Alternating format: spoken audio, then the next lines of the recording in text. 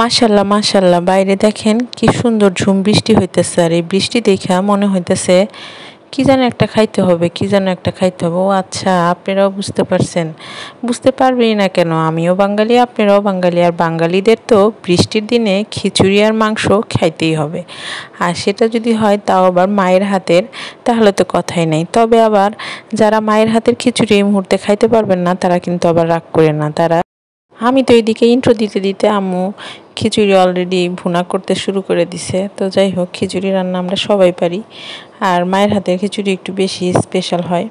আর এই পাশে হচ্ছে ভুনা গরুর মাংস আর ভুনা খিচুড়ি।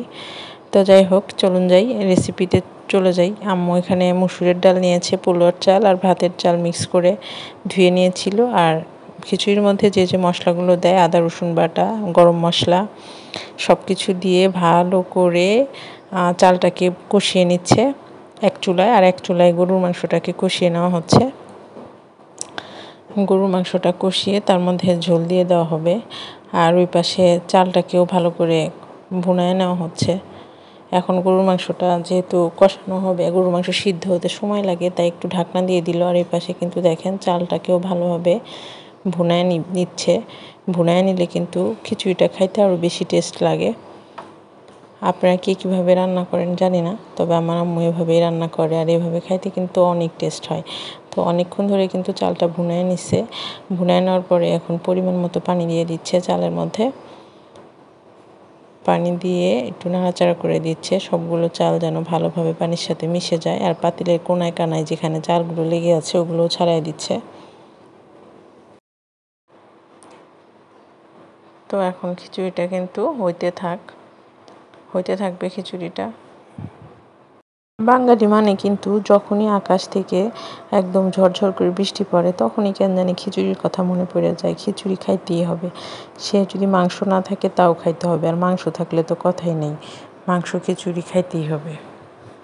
বৃষ্টির শব্দ আর রান্নার ঘ্রাণে এমন ফিল আসতেছে যে মনে হচ্ছে যে আজকে সারাদিনই খিচুড়ি খাবো, শুধু আজকের দিনটাই হবে খিচুড়িময়। আর খিচুড়ি এতটাই পছন্দ করি যা আর বলার মতো না। তো যাই হোক, এদিকে কিন্তু মাংসটা কষানো হয়ে গেছে। এখানে হালকা উষ্ণ গরম পানি দিয়ে দেওয়া হচ্ছে। আর গরম পানিটাতে দিলে কিন্তু মাংসটা খুব তাড়াতাড়ি সিদ্ধ হয়ে যায়, আর মাংসের টেস্টটাও ভালো আসে।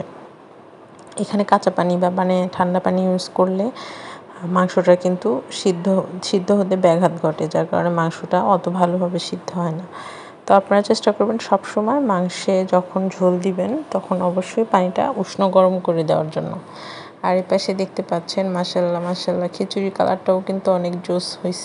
আর এদিকে খিচুড়ি আর মাংসের একসঙ্গে ঘ্রাণে তো আমি পাগল হয়ে যাচ্ছি, মনে হচ্ছে কখন হবে রান্নাটা আর কখন খাবো। তো এদিকে দেখতে পাচ্ছেন পানিটা কিন্তু টেনে গেছে খিচুড়ির, আর এখন ঢাকনা দিতে হবে। আর এ পাশে মাংসটা কিন্তু আরও খানিকটা সময় ধরে আম্মু সিদ্ধ করে নিচ্ছে, যাতে মাংসটা একদম মুখে দিলেই মিলে যায়, এরকমভাবে সিদ্ধ করে। আর আমরা সবসময় নরম মাংস খেতেই পছন্দ করি, শক্ত মাংস খাইতে একদম ভালো লাগে না। রান্নাটা কিন্তু এখন একদমই শেষের দিকে। দেখতে পাচ্ছেন খিচুড়িগুলো কিন্তু একদম হয়ে গেছে।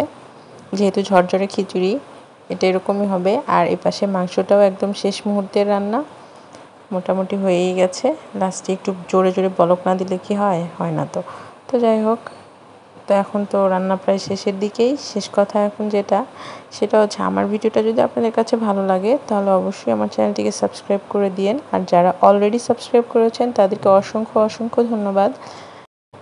তো আজকের মতো এখানেই বিদায় নিচ্ছি, আবারও আসবো নতুন কোনো রেসিপি নিয়ে। সে পর্যন্ত ভাইয়া আপুরা সবাই ভালো থাকবেন, সুস্থ থাকবেন। আল্লাহ হাফেজ।